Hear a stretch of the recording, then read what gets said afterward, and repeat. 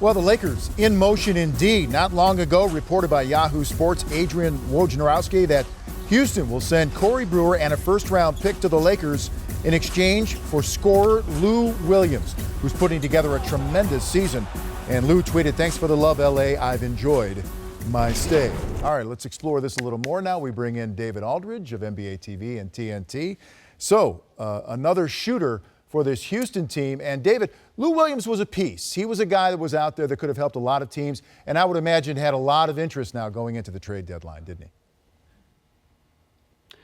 Sure, the Rockets always want to keep the pressure on in terms of having shooters and scorers on the floor surrounding James Harden. Corey Brewer was not working out this year in that regard, so you flip him in a first-round pick for a guy that's as capable a scorer, gets as hot as quickly as anybody. It makes sense. It's a very low-risk move for Houston.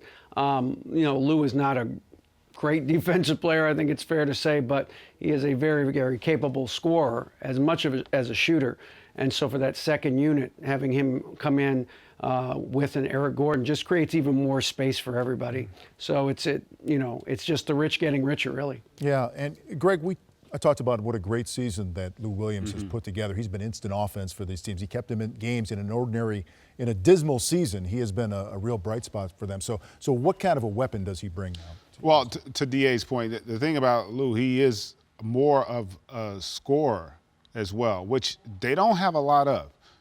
This takes a little bit of the playmaking pressure off of James Harden, because Lou is a guy that can create his own offense for stretches. Right. And I think that's really going to be invaluable to this group. That's the one thing when you look at them, much like we see with Russell Westbrook, James really has to play well generally for them to win games. Now, he doesn't have to be great every night, and I think that's really going to be important for them. Now, the flip of that, from the Lakers' standpoint, listen, Corey Brewer may not be long-term, but he's a veteran guy, has been on good teams. He's also more defensive-oriented than maybe they played this year. And then you just never know with that first-round pick how that's going to ultimately materialize. It's going to be a deep draft if it's for this upcoming season. And right now, if you're the Lakers, they've got to acquire assets. They really do. I know Magic has said, or has been on record, said they're not looking to part with any of their young talent. But the reality is we don't know that any of those young guys are going to ultimately be superstars. And so if the right situation presents itself, I would be shocked if they weren't willing to make a move to give them a chance to be viable sooner.